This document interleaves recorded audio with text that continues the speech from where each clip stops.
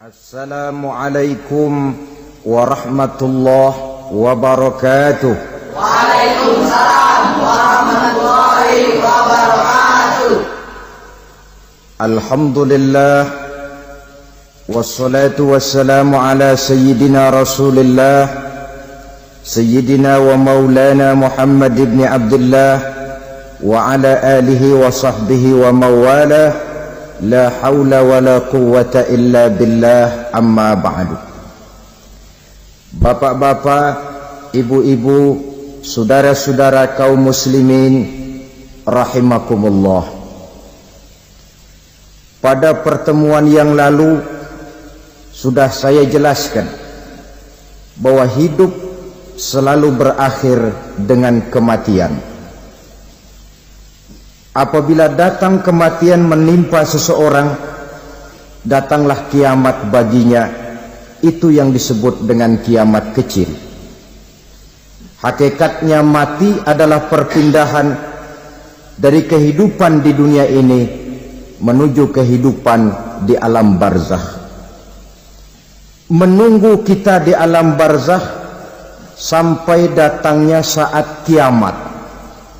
Entah 10 tahun, entah 100 tahun, entah 1000 tahun, hanya Allah saja yang maha tahu.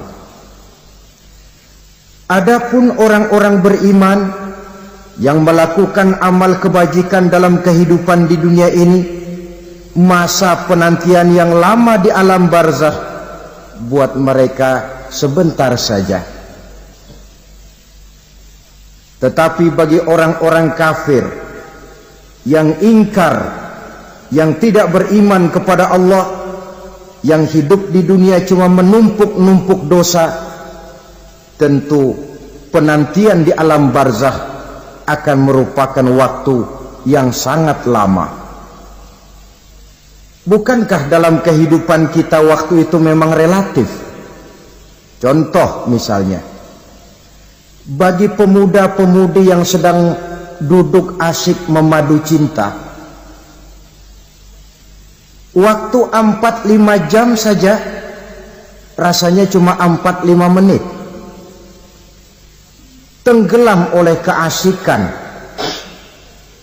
Tapi buat orang yang berbaring di rumah sakit, meratap di balik-balik apa itu tembok derita kata lagu, di balik dinding-dinding penjara, sehari bagai seminggu, seminggu rasa sebulan, sebulan boleh jadi rasa setahun. Penantian yang sangat lama. Kapan kiamat itu akan datang? Ini rahasia Allah. Jangankan kita yang orang awam, baginda Nabi sendiri tidak diberitahu oleh Allah kapan kiamat itu akan terjadi. Tetapi sungguh pun demikian, banyak hadis-hadis yang menjelaskan ciri atau tanda-tanda datangnya kiamat. Nah, kalau sudah bicara soal tanda kiamat itu ada dua. Pertama yang disebut alamatus sughra, tanda-tanda kecil. Ini waktunya masih ada tenggang. Ada yang dinamakan alamatul kubra, tanda-tanda besar. Artinya kiamat sudah diambang pintu. Apa tanda-tanda kecil dari datangnya hari kiamat itu? Misalnya kata Nabi, apabila ilmu sudah diangkat oleh Allah, artinya apabila ulama sudah banyak wafat, minat orang belajar agama berkurang, lalu kebodohan nampak merajalela di mana-mana, zina dikerjakan secara terbuka, minuman-minuman keras jadi kebanggaan. Itu termasuk di antara tanda-tanda kecil terjadinya hari kiamat. Apalagi misalnya iza waladatil ammatu rabbataha, apabila budak sudah melahirkan tuan. Apa maksudnya? Ada yang mentafsirkan apabila anak sudah bisa membudaki orang tuanya. Orang tua yang melahirkan dia, yang membesarkan dia, demi setelah si anak besar jadi orang berpangkat, bertitel, berharta, berkedudukan, jadilah orang tua itu budaknya. Sehingga sering dibilang kalau orang tua kaya, anak jadi raja. Tapi kalau anak yang kaya, orang tua sering jadi budak. Apalagi munculnya fitnah yang bergelombang, timbul perang antara dua bangsa yang besar, waktu berjalan terasa sangat pendek sekali. Itu merupakan tanda di antara tanda-tanda kiamat. Termasuk di dalamnya sulit membedakan mana laki, mana perempuan. Kan kalau tanda-tanda kayak begini sekarang sudah banyak kita lihat kan.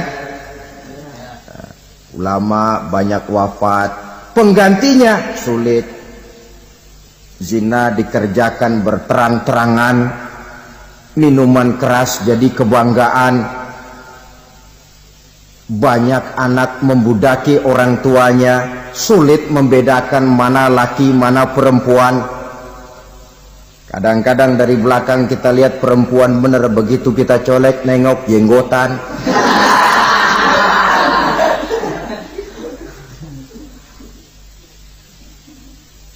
Ini termasuk tanda-tanda kecil, masih ada tenggang sampai akan terjadinya kiamat itu. Nah, yang dimaksud dengan tanda-tanda besar, ini tanda besar artinya kiamat sudah di ambang pintu. Pertama, matahari terbit dari sebelah barat. Apabila matahari sudah terbit dari arah sebelah barat, tertutuplah sudah pintu taubat. Bersabda Nabi kita, la taqumus sa'atu hatta tatlu'a syamsu min maghribiha. Tidak akan datang hari kiamat sampai matahari terbit dari arah sebelah barat. Fa iza tala'at, manakala matahari telah terbit dari arah sebelah barat, wara'ahan nasu, manusia banyak menyaksikan itu, amanu ajma'un, mereka pun lalu beriman. Yang tadinya kafir, yang tadinya ingkar, yang tadinya membangkang, setelah melihat matahari terbit dari sebelah barat, buru-buru beriman, berlomba-lomba mengucap dua kalimat syahadat. Tapi apa yang terjadi? Kata Nabi, wadzalika hina la yanfa'u nafsan imanuha lam takun amanat min qabl. Hari itu adalah hari yang iman sudah tidak berguna lagi bagi seseorang apabila sebelumnya memang dia tidak pernah beriman. Au kasabat fi imaniha khaira, atau beriman tetapi tidak pernah melakukan kebajikan di dalam keimanannya itu. Hari yang sudah kasib, hari yang sudah terlambat, beriman tidak akan ada gunanya lagi. Ini pelajaran buat kita. Sebelum sang surya terbit dari sebelah barat, sebelum nafas sampai di tenggorokan, artinya pintu taubat masih terbuka.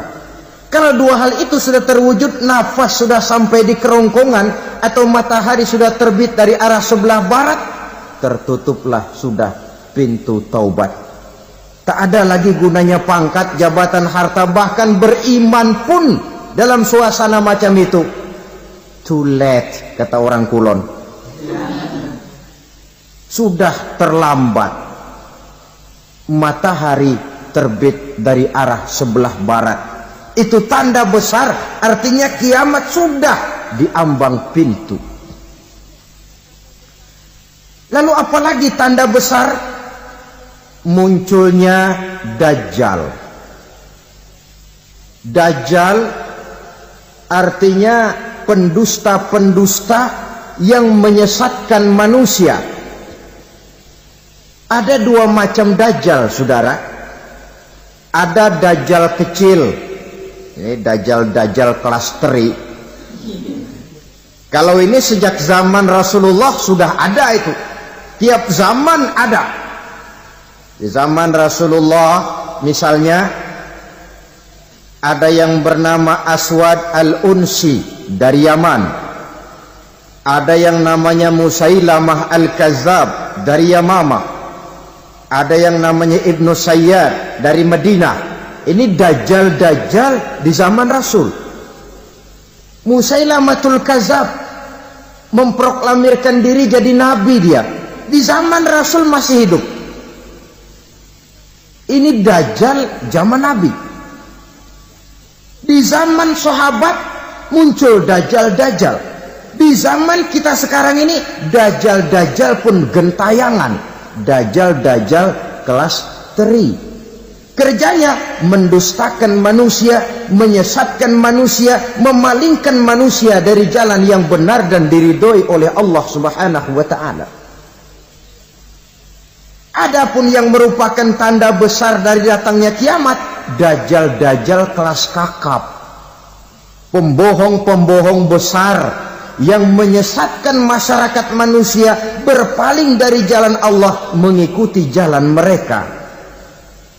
Apa sih ciri dajjal itu? Kata Nabi dalam hadis Bukhari Muslim, innad dajjala, sesungguhnya yang namanya dajjal itu yakhruju, satu saat akan muncul mendekati hari kiamat. Wa inna ma'ahu ma'an, si dajjal ini membawa air. Wa naran, dan juga membawa api. Dua simbol. Di tangan yang satu dia bawa air, di tangan yang satu dia bawa api. Wa ammal ladzi yarahu an-nasu ma'an fanarun, adapun yang orang banyak lihat air, hakikatnya adalah api. Yang dilihat api, hakikatnya adalah air. Oleh sebab itu, kalau api yang ditawarkan, ambillah air. Kalau air yang ditawarkan, pilihlah api. Maksudnya apa ini? Ini bahasa simbol, saudara-saudara. Dajjal bicaranya seolah-olah untuk kepentingan manusia, menawarkan surga. Surga yang dia tawarkan hakikatnya neraka. Hai manusia, kalau kau mau bahagia, jangan dekat-dekat dengan agama. Sholat itu tidak efektif dan efisien, tidak produktif dari segi ekonomi itu. Menghadiri majelis taklim cuma buang-buang waktu. Tahajud, tasbih, tahlil, baca Quran, apa itu? Pekerjaan mubazir saja. Hidup ini cuma sekali, masa yang cuma sekali, manfaatkan dengan sebaik-baiknya. Mumpung. Dibawanya sifat mumpung, tetapi dalam pengertian yang sangat negatif. Bicaranya seolah-olah untuk kepentingan manusia, tetapi sebenarnya menjerumuskan manusia. Menawarkan air, tapi sebenarnya api. Menawarkan api, tapi hakikatnya air. Buat apa kamu sholat? Buat apa kamu bayar zakat? Buat apa kamu puasa? Surga yang dicanangkan dajjal, hakikatnya neraka. Neraka yang digambarkan dajjal, pada dasarnya adalah surga. Jadi memutarbalikkan fakta itu kerjaan dajjal. Yang hak jadi batil, yang batil dibilang hak, yang benar jadi salah, yang salah malah jadi benar. Tuntunan disuruh jadi tontonan, tontonan malah menjadi tuntunan. Itu pekerjaan dajjal profesinya. Zamannya Nabi Adam, dajjalnya kan iblis. Betul? Betul. Apa sih gang kerayuan iblis itu? Allah setelah menciptakan Nabi Adam kan bilang, Adam, kau dan istrimu Hawa tinggal di surga ini. Seluruh fasilitas yang ada di surga persilahkan kau nikmati. Satu yang tidak boleh, jangan coba-coba dekati pohon khuldi. Dekat saja jangan, apalagi sampai memetiknya. Datang dajjal yang namanya iblis ini. Adam, kamu tahu nggak kenapa tidak boleh makan buah khuldi? Ya nggak tahu, pokoknya saya dilarang. Bodoh kamu Dam. Khuldun artinya kekal.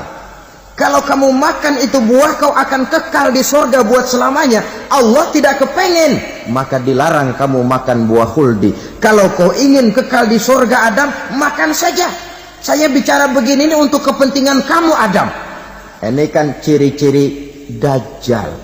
Bicaranya sih seolah-olah untuk kepentingan Nabi Adam, hakikat sebenarnya menjerumuskan Nabi Adam supaya ingkar dan melanggar larangan dari Allah Subhanahu wa ta'ala. Jadi setelah muncul Dajjal, timbul kekacauan-kekacauan di masyarakat. Banyak yang terpengaruh, terpedaya dan terpesona. Termasuk mereka yang memproklamirkan diri jadi nabi, mereka yang memproklamirkan diri jadi rasul di zaman sesudah Rasulullah wafat. Itu adalah Dajjal. Maka saya ingatkan, kalau di zaman kita sekarang ini ada orang ngaku jadi nabi, ada orang ngaku jadi rasul, biar bahasa Arabnya kental, Quran hafal, hadis ribuan hadis hafal, biar pakai serban sampai menyengser ke tanah, bahasa Arabnya fasih, tapi dia mengaku jadi nabi, jadi rasul. Kita umat Islam wajib tidak percaya, wajib untuk tidak percaya. Itulah Dajjal zaman kita sekarang ini. Tidak mustahil mereka datang mempengaruhi orang-orang awam supaya berpaling dari Rasulullah, mengikuti mereka. Nah, di akhir zaman nanti mendekati hari kiamat, Dajjal ini muncul, Dajjal kelas kakap, menyesatkan masyarakat manusia untuk berpaling dari Islam, mengikuti seruan mereka. Apalagi di antara datangnya kiamat itu, tanda yang besar itu, turunnya Nabiullah Isa Al-Masih, putra Maryam. Menurut berbagai hadis yang sahih, Nabi Isa Al-Masih nanti akan turun lagi, tidak membawa risalah yang baru, tapi meluruskan risalah Islam ini yang telah banyak ditinggalkan oleh masyarakat.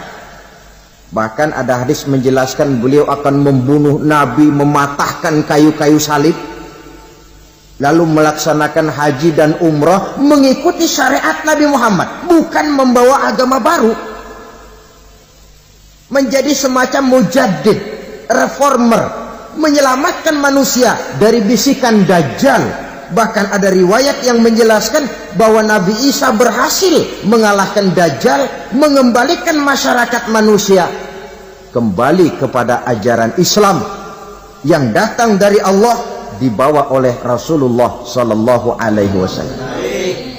Dengan kata lain, turunnya Nabi Isa bukan sebagai Nabi dan Rasul baru, tetapi mengikuti syariat Nabi kita Muhammad Sallallahu Alaihi Wasallam.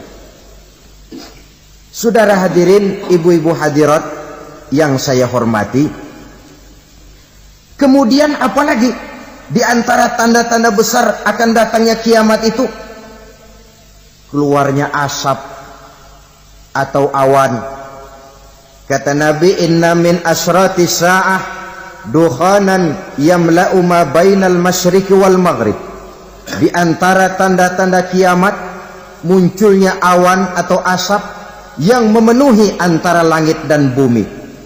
Ini pun diperkuat dalam surah Ad-Dukhan ayat 10. Fartaqib yauma ta'tis sama' bidukhanin mubin fayughshan nas hadza azabun alim. Bagi orang-orang yang beriman, mereka biasa-biasa saja. Tapi bagi orang kufur, datangnya asap dan awan ini merupakan azab yang kelewat pedih.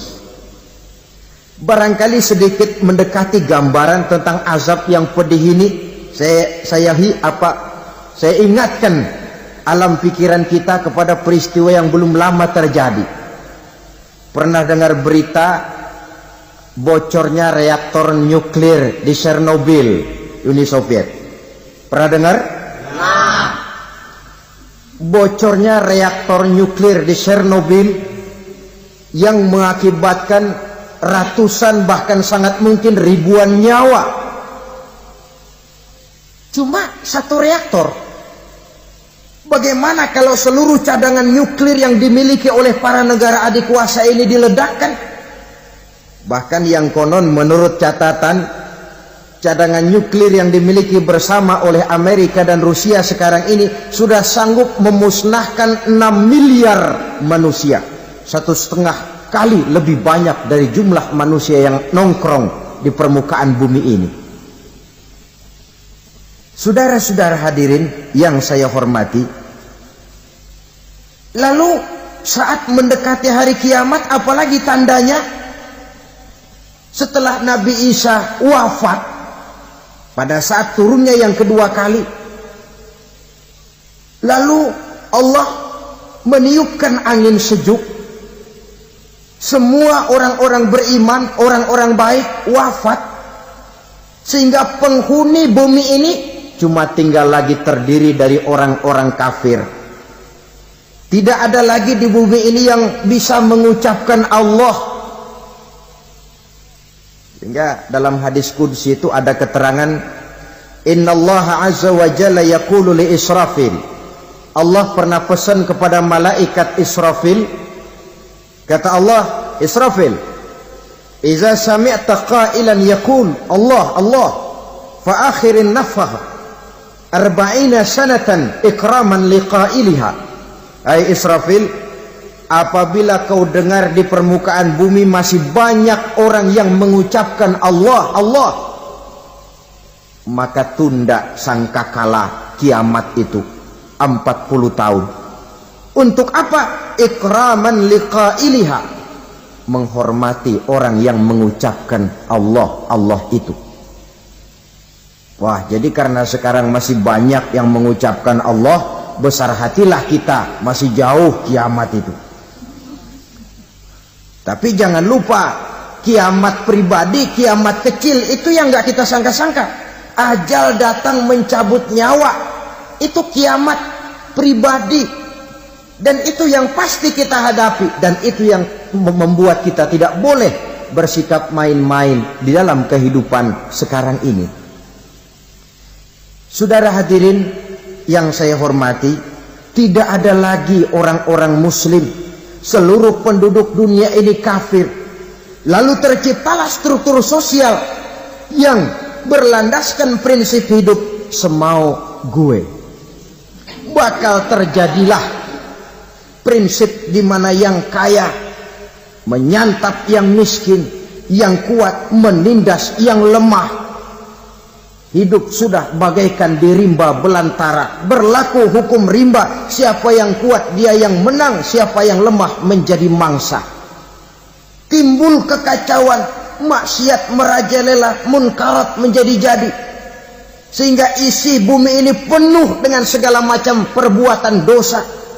Tidak ada perlunya lagi alam diperpanjang temponya. Datang saat yang sudah dijanjikan oleh Allah Azza wa Jalla, maka terjadilah yang disebut kiamat kubra, kiamat besar, kiamat hancur-hancuran. Bagaimana kejadian ini dimulai? Dalam surah Az-Zumar ayat 68, Allah Subhanahu wa taala berfirman, wa nufikha fis-suri fasa'iqa man fis samawati wa man fil ardi illa man sya'allahu. Maka manakala ditiuplah sangkakala, terkejutlah seluruh yang ada di langit dan seluruh yang ada di bumi. Bila saat kiamat datang, Allah perintah malaikat Israfil, Israfil, tiup sangkakalamu. Ditiuplah sangkakala oleh malaikat Israfil. Yang akibat daripada tiupan itu, seluruh yang ada di langit, seluruh yang ada di permukaan bumi terkejut. Yang ada di langit siapa? Malaikat kan. Bayangin aja kalau malaikat kaget, apalagi kita. Terkejut seluruh makhluk yang ada di bumi, yang ada di langit mendengar suara sangkakala itu. Bunyinya tidak sanggup kita bayangkan dahsyatnya. ledakan nuklir, ledakan neutron, belum apa-apa ketimbang bunyi sangkakala malaikat Israfil ini. Nah, lalu mendengar bunyi sangkakala ini, gemparlah makhluk, kacaulah alam. Bumi gempa, planet-planet bertabrakan, gunung meletus, air laut tumpah ke darat, angin topan bertiup, halilintar menyambar. Lalu semua yang bernama hidup mati total. Mati bareng tanpa persiapan. La haula wala quwata illa billah. Saya kadang-kadang dalam tafakur bermohon, ya Allah, mudah-mudahan saya nggak nemuin kiamat beneran. Ngeri, nggak bisa kita bayangkan macam apa suasana seperti itu. Allah saja banyak memberikan gambaran, misalnya Al-Qari'ah, wa mal qari'ah, wa ma adraka mal qari'ah. Kejadian yang menggemparkan. Tahukah kamu apa kejadian yang menggemparkan itu? Yauma yakunun nasu kal farasil mabsus wa takunul jibalu kal ihnil manfus. Pada saat itu manusia berterbangan bagai kupu-kupu, gunung berterbangan seperti kapas ditiup angin. Gunung saja macam kapas, konon lagi manusia. Kematian total, mulai semut sampai gajah mati, jin mati, iblis mati, malaikat mati. Malaikat saja mati. Saudara hadirin yang saya hormati, kematian total yang tanpa persiapan. Orang bilang, Pak, kalau mati bareng begitu yang repot malaikat maut dong ya. Cabut sana, cabut sini. Itu kalau menurut logika kita, mestinya begitu menurut logika. Tapi logika juga yang bilang nggak perlu serepot itu. Sebab untuk mematikan listrik di wilayah DKI, di wilayah Jakarta, nggak perlu tiap rumah didatengin matiin, ya lama. Cukup dari kantor pusatnya saja PLN tekan satu tombol, gelaplah seluruh Jakarta. Saudara hadirin yang saya hormati, kematian total. Lalu setelah kematian total, planet-planet juga mati, dalam arti tidak bergerak dan beredar. Angin mati, dalam arti tidak bertiup. Air mati, dalam arti tidak ada riak gelombang. Pokoknya semua mati. Kullu nafsin za'iqatul maut, semua yang bernafas mati. Dalam ayat lain, kullu man 'alaiha fan, semua yang ada di permukaan bumi fana. Yang kekal cuma Allah Subhanahu wa ta'ala. Yang paling belakang mati malaikat maut dan malaikat Israfil. Tapi mati juga sesuai dengan janji Allah. Menurut hadis Bukhari Muslim dari Abi Hurairah, masa tenggang waktu antara kematian total pada tiupan sangkakala pertama dengan proses kebangkitan pada tiupan sangkakala kedua 40 lamanya. Tidak dijelaskan oleh Abi Hurairah 40 jam, apa 40 hari, apa 40 tahun. Hadis-hadis cuma menyebutkan 40 saja. Sunyi alam, yang tinggal cuma Allah saja lagi. Ketika itu Allah berseru-seru, katanya, limanil mulkul yauma, siapa para penguasa hari ini? Mana itu raja-raja dan penguasa yang dulu mengaku jadi Tuhan? Fir'aun, mana Fir'aun sekarang? Yang dulu jadi raja, merasa berhasil, sombong, lalu tidak mau turun-turun dari kekuasaannya. sampai kepada puncak kekurang ajarannya mengangkat diri jadi Tuhan. Mana itu Fir'aun? Namrus, mana sekarang Namrus? La ilaha illa ana. Ternyata tidak ada Tuhan lain selain daripada aku, kata Allah. Proses kemudian, saudara-saudara, turunlah hujan dari langit. 40 lamanya hujan itu. Tidak jelas juga 40 jam apa 40 hari. Setelah air turun membasahi, datanglah tiupan sangkakala yang kedua. Semua yang bernama mati bangkit dari kuburnya masing-masing. Ini yang disebut Yaumul Ba'thi, hari kebangkitan. Allahu Akbar. Pada saat kita bangkit dari kubur kita masing-masing, kumpul di padang mahsyar namanya. Bayangin aja, saya sendiri nggak sanggup bayangin. Manusia sejak zaman Adam sampai zaman kiamat kumpul bareng di tempat sama. Berapa banyaknya itu?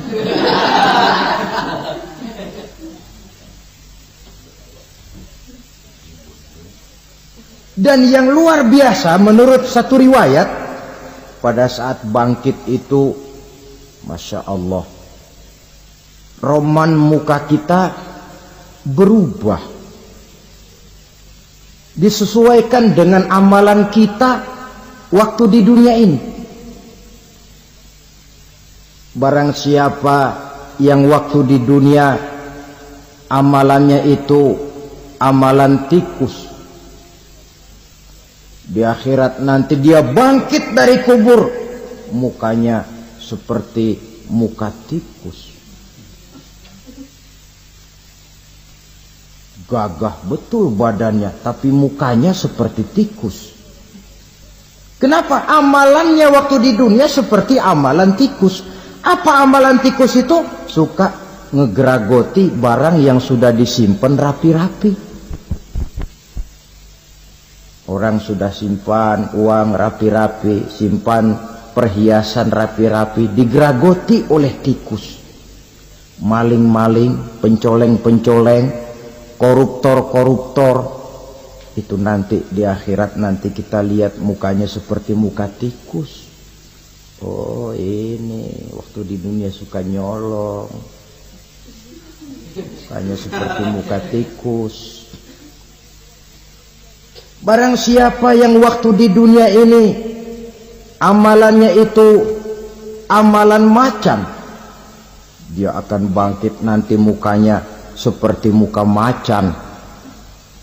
Apa amalan macan? Macan itu amalannya menang-menangan. Orang yang mau menang saja nggak mau mengalah. Coba lihat di hutan, kenal hutan nggak?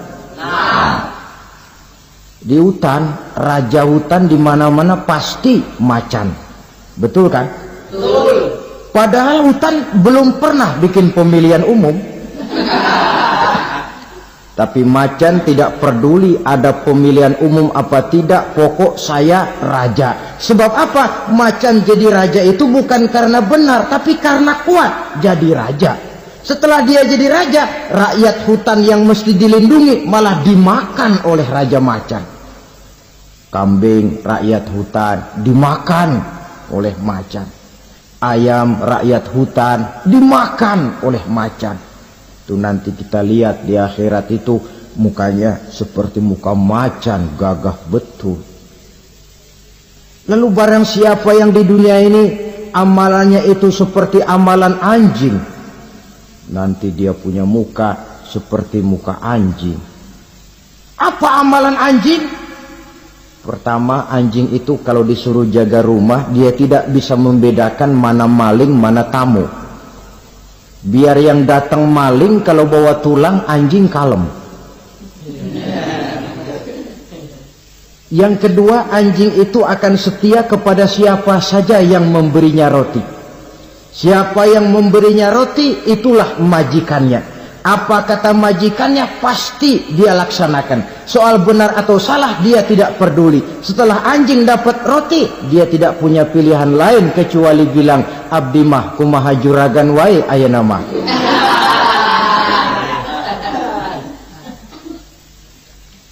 Saudara hadirin yang saya hormati, berkumpul di padang mahsyar, tiap orang sibuk dengan persoalannya masing-masing.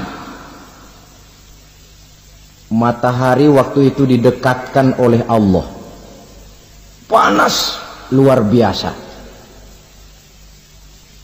Ada yang saking panasnya itu mencucurkan peluh keringat sampai sebatas mata kakinya. Ada yang keringatnya sampai sedengkulnya, ada yang keringatnya sampai sepusatnya, ada yang keringatnya mengalir sampai sebahunya, ada yang kelelap oleh keringatnya sendiri, sementara orang di sampingnya nggak apa-apa. Bergantung lagi amalan dia waktu di dunia ini. Saudara-saudara, sebagian orang dalam kepanikan padang mahsyar berombong-rombong datang mereka menghadap Nabi Adam. Ya Adam, anta abal bashar. Hai Adam, Tuhan adalah bapak moyang manusia. Kami sebentar lagi akan disidang, dimintakan pertanggungan jawab. Tolonglah kami, hai Adam. Kata Nabi Adam, jangankan nolongin sampean, saya sendiri tanggung jawab di hadapan Allah. Ketika dulu tidak boleh makan khuldi, saya serobot. Sudahlah, urus diri masing-masing saja, nafsi. Begitu kata Nabi Nuh, begitu kata Nabi Ibrahim. Tiap orang bertanggung jawab sendiri-sendiri. Ketika itulah saudara-saudara, nikmatnya menjadi umat Nabi besar Muhammad sallallahu alaihi wasallam. Sebab apa? Walaupun menurut abjad kita ini umat paling belakang, kan paling belakang kita ini toh, karena Nabi Muhammad adalah Nabi akhir, tapi akan dihisap lebih dulu, lewat di atas sirat lebih dulu, masuk surga lebih dahulu ketimbang umat-umat belakangan.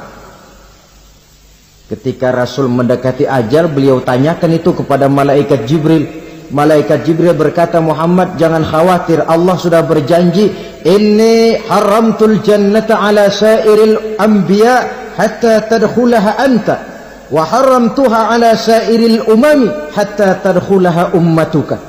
Surga aku haramkan buat seluruh nabi kecuali kalau engkau Muhammad sudah masuk ke dalamnya, dan surga aku haramkan buat seluruh umat kecuali kalau umatmu Muhammad sudah masuk ke dalamnya. Logikanya, walaupun menurut abjad kita umat paling belakang, bakal dihisab paling dulu, lewat di atas sirat paling dulu, masuk surga paling dulu, kalau mampir ke neraka juga paling dulu. Ya resiko. Jangan mau enaknya aja paling dulu. Saudara hadirin yang saya hormati, setelah masa kebangkitan itu jangan dikira begitu bangkit langsung diperiksa. Masih menunggu menanti ribuan tahun perhitungan padang mahsyar untuk sampai kepada proses yang disebut yaumul hisab, hari perhitungan. Seorang demi seorang bakal dipanggil. Bayangkan saja, kita se-RT saja di absen, kadang-kadang perlu waktu lama. Ini manusia sejak zaman Nabi Adam sampai datang hari kiamat, satu demi satu disidang di hadapan Qadhi Rabbul Jalil. Status sosial copot sudah waktu itu. Yang pernah jadi hartawan di situ tidak lagi kelihatan kehartawanannya. Yang pernah jadi jenderal tidak lagi dipanggil jenderalnya. Yang ustadz tidak lagi dipanggil al-mukarramnya. Seluruh status sosial selesai. Dipanggillah kita seorang demi seorang menghadap Qadhi Rabbul Jalil. Bagaimana proses penghisaban itu? Pertama, proses tanya jawab. Di antaranya ada hadis menyatakan, lan tazula qadama 'abdin yaumal qiyamah hatta yus'ala an arba'i khisalin. Besok di hari kiamat tidak akan bergeser telapak kaki seorang hamba sampai dia ditanya lebih dulu tentang 4 persoalan. Tentang ilmunya. Kemana ilmu itu diamalkan? Tentang umurnya. Di mana umur itu dihabiskan? Tentang masa mudanya. Kemana masa muda itu dipakai? Tentang hartanya. Dari mana harta itu didapat dan kemana harta itu dibelanjakan. Ini termasuk proses tanya jawab. Jadi kalau istilah pengadilan dunia, nama Fulan bin Fulan. Kamu waktu di dunia diberikan umur panjang untuk apa? Pernah mengalami masa muda, kemana kau habiskan masa remajamu? Kau diamanahkan ilmu, dengan apa ilmumu kau amalkan? Kau diberikan harta, dari mana harta kau dapat, kemana kau belanjakan? Tak seorang pun yang bisa mungkir. Sebab apa? Dikala itu yang menjadi saksi bukan orang. Yang menjadi saksi adalah seluruh anggota badan kita. Tangan bicara, kaki jadi saksi terhadap seluruh amalan yang pernah kita kerjakan pada saat kehidupan di alam dunia ini. Selesai proses tanya jawab, lalu diperlihatkan buku catatan kita waktu hidup di dunia ini. Jangan lupa Allah itu menyiapkan 2 superkomputer kepada kita. Sebelah ditempelin sebelah kanan, yang sebelah tempelin di sebelah kiri. Komputer itu namanya Raqib dan Atid. 2 malaikat yang apabila baik kita lakukan, refleks saja akan menulis kebajikan kita. Jahat kita kerjakan, akan tertulis. Catatan itu nanti diperlihatkan kepada kita. Waduh, alangkah malunya pada saat diperlihatkan catatan kita, buku rapot kita merah melulu. Barangkali diperiksa sambil diomelin, brengsek lo. Buku merah melulu begini, bagaimana waktu hidup di dunia?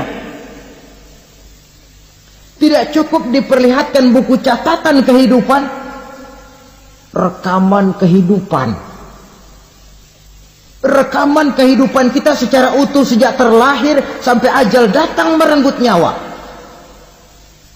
Barangkali mirip dengan video sekarang ini, di mana terekam dengan baik seluruh kegiatan kita, sejak yang sekecil-kecilnya sampai kepada yang sebesar-besarnya. Untuk kemudian kita pun menerima balasan. In khairan fa khairun wa in syarran fa syarrun. Kalau baik ya baik balasannya, kalau jahat ya jahat juga balasannya. Catatan-catatan kita diberikan. Kalau banyak kebajikannya diberikan di tangan kanan dengan cara yang halus. Kalau banyak kejahatannya diberikan dari sebelah kiri atau dilempar dari belakang. Itulah sebabnya sejak di dunia ini kita sudah mohon kepada Allah. Ketika berwudu membasuh tangan kanan, apa kita bilang? Allahumma a'tini kitabi biyamini wa hasibni hisaban yasira. Ya Allah, berikan saya kitab di tangan kanan, dan kalau saya memang perlu dihisap, hisaplah saya yang seringan-ringannya. Tangan kiri berlindung kita kepada Allah, jangan sampai diberikan kitab di tangan kiri atau dari arah sebelah belakang. Wa a'udzubika an tu'tiya kitabi bishimali aw min wara'i zuhri, dari arah sebelah belakang. Na'udzubillah min dzalik. Setelah selesai lewat proses penghisaban, lewat mizan, timbangan, maka yang sudah selesai dihisab itu bergeraklah menuju sirat, jembatan yang terbentang menuju surga melalui neraka.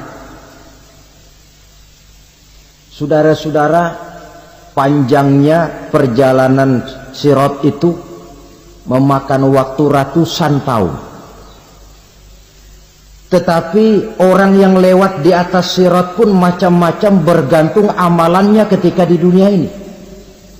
Ada yang lewat di atas sirat itu kal barqil khatib, seperti kilat yang menyambar, lep, sudah sampai dia di surga. Cepat bukan main. Ada yang lewat di atas sirat itu seperti orang lari-lari. Ada yang lewat di atas sirat itu seperti orang jalan biasa. Ada yang sambil merangkak, ada yang sambil ngesor, ada yang sambil gelayutan, ada yang selamat sampai ke ujung ke surga, ada yang tergelincir jatuh masuk ke dalam neraka, bergantung amalannya dalam kehidupan di dunia sekarang ini. Tiap kita akan melewati yang namanya sirat ini. Saudara-saudara kaum muslimin yang saya hormati,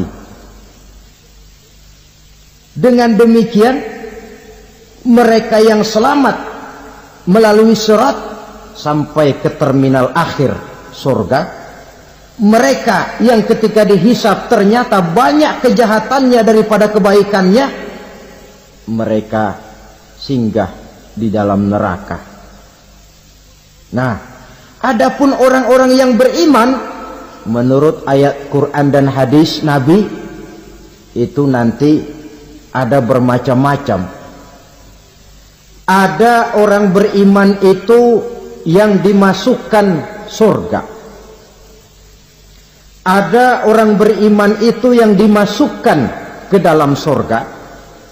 Ada orang beriman itu yang disebut penduduk surga. Kenapa lain-lain, Pak? Karena waktu di dunia amalannya juga lain-lain. Ada orang beriman yang masuk surga. Ini paling murah tiketnya. Mau masuk surga? Kata Nabi begini, ma min abdin qala la ilaha illallah thumma mata ala dhalik illa dakhala al-jannah. Kalau seorang hamba sudah mengucap dua kalimat syahadat, dia yakin dengan kebenaran kalimat itu sampai matinya, orang itu akan masuk surga. Abi Dzar yang waktu itu diajak bicara heran, ya Rasul kok gampang betul? Iya, walaupun orang itu mencuri, iya, walaupun orang itu berzina, iya. Biar dia mencuri, biar dia berzina, kalau dia sudah mengucap dua kalimat syahadat, dia yakin dengan kebenaran kalimat itu sampai matinya, itu orang akan masuk surga. Jadi masuk surga cukup dua kalimat syahadat, yakin sampai mati, masuk surga. Itu perkara masuk. Tapi kalau pertanyaannya diterusin, masuknya kapan, Pak? Nah, ini lain lagi urusannya. Sebab ada yang masuknya itu langsung, ada yang mampir dulu. Di sana tempat cuma dua, kalau tidak surga, neraka. Mau ke surga tapi mampir dulu, yang mampirnya jelas di neraka. Kenapa? Dalam hadis qudsi ada riwayat, nanti itu di akhirat, setelah Allah selesai mengatur penduduk surga masuk surga, yang neraka masuk neraka, Allah berkata kepada malaikat Malik, malaikat Malik, labaik ya Allah, itu bajingan-bajingan tengik, manusia-manusia durjana yang waktu di dunia tidak mau sujud, jauh dari ulama, gemar melakukan yang munkarat dan maksiat, hidup di tengah masyarakat selalu jadi bibit keonaran, kufur, sudah masuk neraka semua. Sudah ya Allah. Nah, kalau sudah, coba sekarang kamu masuk, Malik. Saya, iya, masuk neraka. Mau apa ya Allah? Kata Allah, akhriju minan nar man kana fi qalbihi misqala habatin min khardalin min iman. Kau masuk neraka, cari di dalam neraka orang-orang yang ada imannya walaupun kecil sebesar biji zarah, angkat mereka keluar. Masuk malaikat Malik ke neraka, cari orang yang ada imannya, korek-korek. Ya repot, udah pada gosong. Yang ada imannya diangkat ke atas, yang ada imannya diangkat ke atas. Lalu dimandikan di Nahrul Hayat, namanya sungai kehidupan di akhirat nanti. Cakep lagi rupanya, bersih lagi wajahnya, apel di hadapan Allah. Kata Allah, bagaimana mas? Kapok nggak sampean? Kapok ya Allah. Nah, kalau kapok, idhab fadkhulil jannah. Pergi, masuk surga sana. Berangkat mereka ke surga. Ketemu sama teman-temannya yang udah sampai lebih dulu. Yang nggak pakai mampir lagi. Terjadi dialog. Kata teman-temannya yang udah pada nyampe duluan, mas, iya. Emang baru sampai? Saya baru sampai. Memang mampir di mana dulu mas? Kita sudah lama sampai di surga. Saudara buka surah Al-Muddathir ayat 34-35. Ma salakakum fis saqar? Kenapa kamu mampir di neraka Saqar? Qalu lam naku minal musallin. Mereka menjawab, kami mampir di neraka Saqar mas, gara-gara dulunya kami waktu di dunia tidak pernah sholat. Tidak pernah sholat? Tidak pernah. Kan rumahnya dekat masjid, cuma dekat doang mas. Sholat mah enggak saya. Enggak pernah ngasih makan fakir miskin, enggak pernah hadir di majelis taklim, pendeknya enggak pernah melakukan kebajikan. Maka saya pun mampir di neraka Saqar. Untung betul saya punya iman mas, sedikit.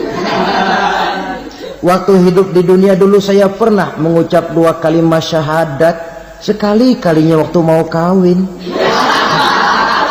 Masya Allah. Untung saja kawin. Kalau nggak kawin polos.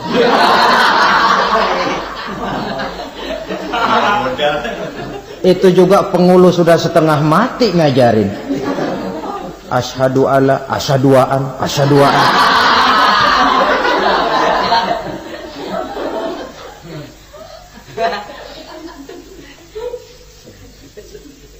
Ini namanya masuk surga, ada mampir dulu.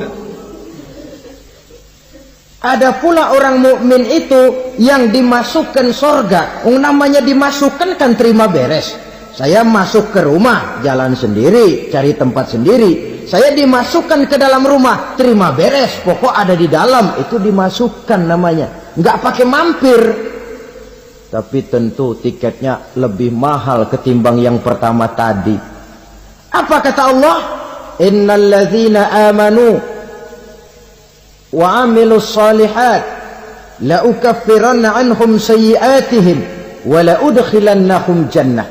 Sesungguhnya orang-orang yang beriman kemudian beramal soleh, kami hapuskan segala dosa dan kesalahannya, kami masukkan mereka ke dalam surga.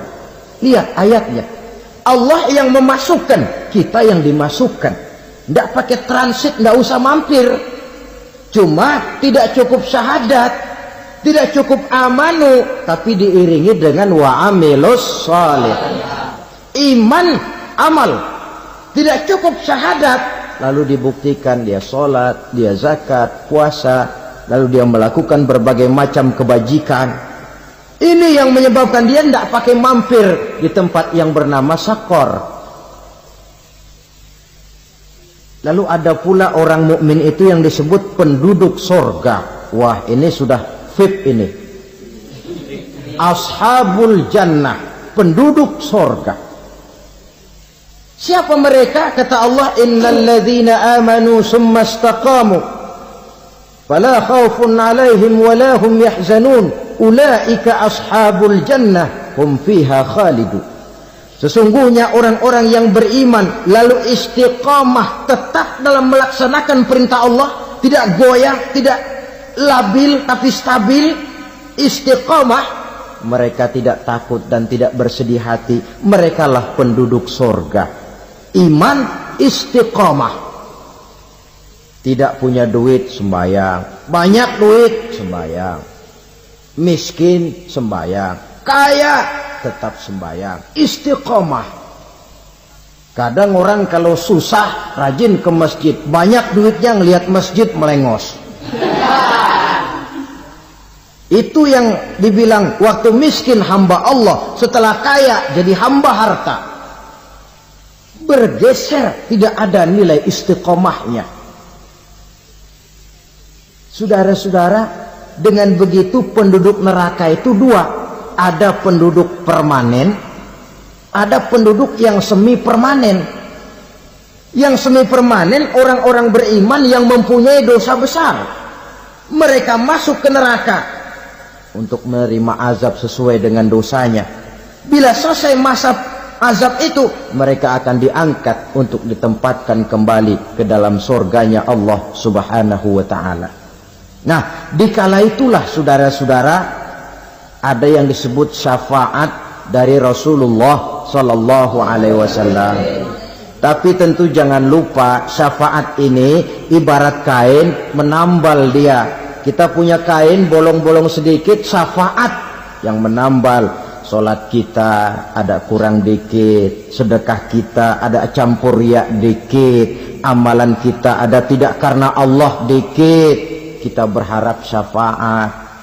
Jadi biarlah kain masih bolong-bolong, yang penting punya kain. Tapi kalau kainnya tidak ada, yang ditambal apanya? Sholat tidak, puasa tidak, zakat tidak, berharap syafaat saja. Ya, terlalu berlebihan itu. Saudara hadirin yang saya hormati, apabila selesai proses penghisaban, proses penghitungan, maka dikala itulah manusia terbagi dalam dua kelompok besar.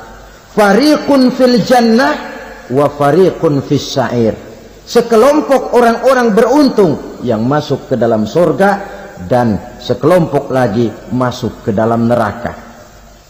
Akan memakan waktu untuk menceritakan sifat surga dan neraka, tapi insya Allah pada kesempatan pertemuan lain saya sampaikan. Namun sebagai gambaran umum cukuplah saya sampaikan sebuah hadis qudsi.